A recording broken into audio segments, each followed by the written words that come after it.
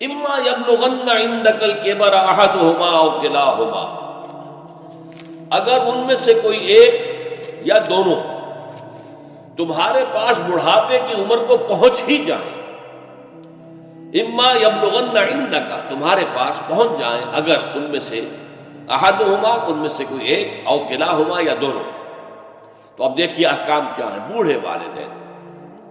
فلا تقل لہما if, number ایک انہیں اف تک مت کہو۔ اف کیا ہے؟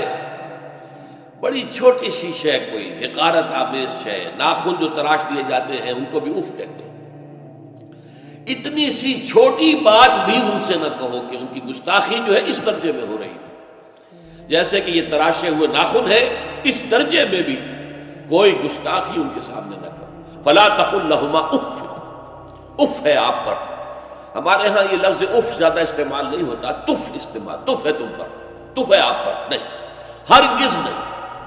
اف لکما وما تعبدون، حضرت ابراہیم علیہ السلام نے فرمایا تھا، سورہ انبیاء میں ہے موجود ہے، اف لکما۔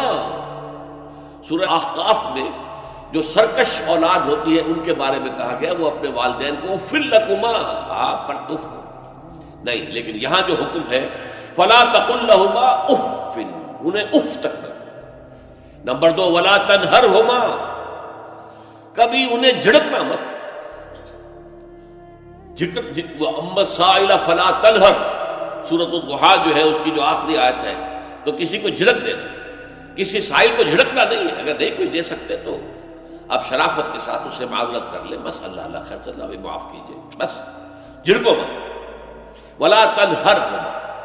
نمبر تین وقل لہما قولا کریما، ان کے ساتھ گفتگو کرو بڑے ادب کے ساتھ، ان کا احترام ملحوظ رکھتے ہوئے بات کرو، لیکن یہ ہے کہ اس کے اندر احترام ملحوظ ہونا چاہیے، ادب ملحوظ رہنا چاہیے، ایسا نہ ہو کہ ان کے دل کو ٹھیس لگے۔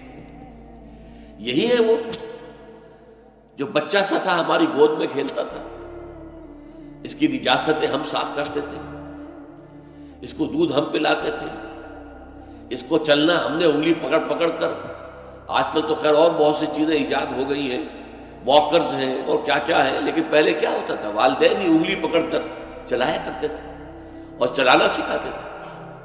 آج یہ سینہ تان کر بات کر رہا ہے ہم سے، آج یہ اس طریقے سے جو ہے گستاخانہ انداز اس نے ہمارے سامنے اختیار کیا، وہ دل کو ٹھیس نہیں۔ میں نے اس سے پہلے بھی ایک مرتبہ آپ کو بتایا تھا کہ صرف دو چیزیں ایسی ہیں جن کو محبت اور تعظیم کے انداز میں دیکھنا بھی عبادت ہے، محض دیکھنا اور کچھ نہیں کر رہا ہے۔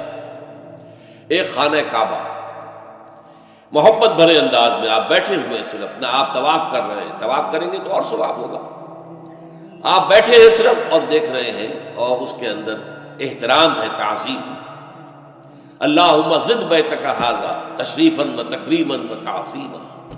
آج کل جو لوگ، اب تو خیر ٹھیک ہے بات سے آگے نکل گئی ہے، مینا میں پہنچ گئے ہوں گے لوگ، کل تو حج ہو جائے گا انشاءاللہ، لیکن جو حاجی بھی یہ دعا مسنون ہے کہ جب بھی وہ مسجد حرام کے اندر داخل ہوتا ہے اور پہلی مرتبہ نگاہ پڑتی ہے خانہ کعبہ پر، تو فوراً اللہم رب ھذہ البیت زد بیتک ھذا تشریفا و تکریما و تعظیما، اے اللہ اپنے اس گھر کو، اس کی عزت، اس کی تکریم، اس کی تعظیم، اس کے اندر اور اضافہ کرتا چلا۔ تو یہ انسان اگر صرف خانہ کعبہ کو بیٹھ کر دیکھتا رہے تب بھی عبادت ہے، ثواب ہے۔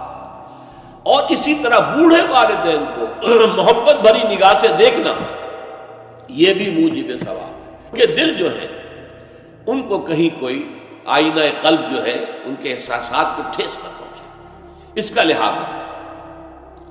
اما یبلغن عندک الکبر احدہما او کلاہما فلا تقل لہما اف ولا تنہرہما وقل لہما قولا کریما واخفض لہما جناح الذل من الرحمہ، اور ان دونوں کے سامنے اپنے کندھوں کو شفقت کے ساتھ، ادب کے ساتھ جھکا کر رکھو۔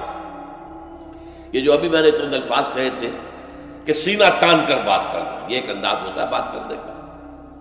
ایک یہ ہے کہ آپ بات کر رہے ہیں والدین سے، والدہ سے، والد سے، لیکن جھکے ہوئے، کندھے جھکائے ہوئے۔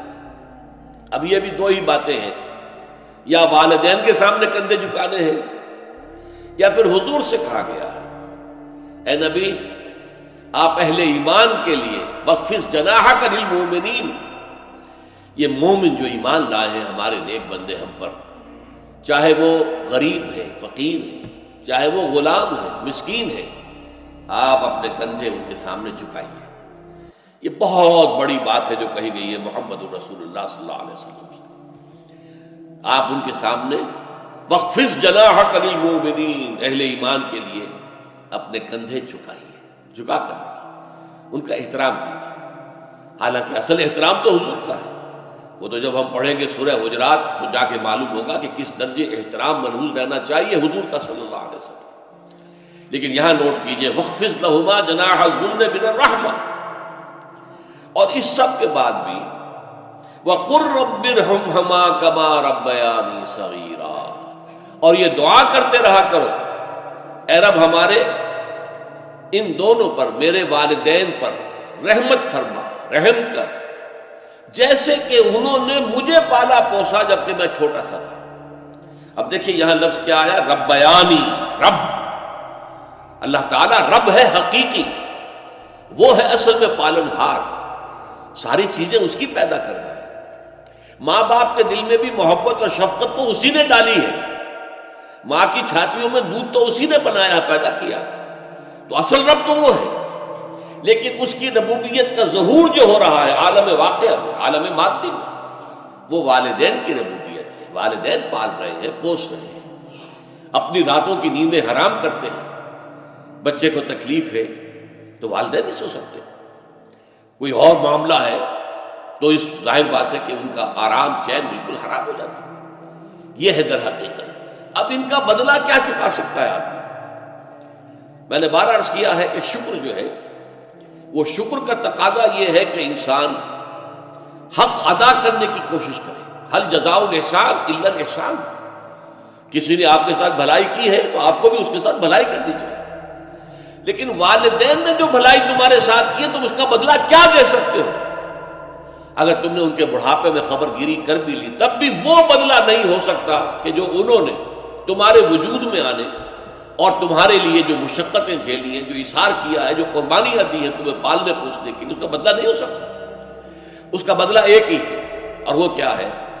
اللہ سے دعا کیا کرو وَقُلْ رَبِّ ارْحَمْهُمَا كَمَا رَبَّيَانِي صَغِيرًا، پروردگار ان دونوں پر رحم فرما، رحمت نازل فرما، ان کی مغفرت فرما، ان کے درجات بلند کر، ان کی غلطیوں سے درگزر فرما، ان کے گناہوں کو بخش دے، ان کی غلطیوں سے چشم پوشی اختیار فرما پروردگار۔ اور یہ در حقیقت میں تجھ سے درخواست کیوں کر رہا ہوں کہ مجھ پر ان کے احسان کا بہت بڑا بوجھ ہے، ان کے احسانات کا بدلہ میں نہیں چکا سکتا۔ وَقُلْ رَبِّ ارْحَمْهُمَا كَمَا رَبَّيَانِي صَغِيرًا، اور کہا کرو اے رب ہمارے، اے رب میرے ان والدین کے اوپر، بوڑھے والدین پر رحم فرما۔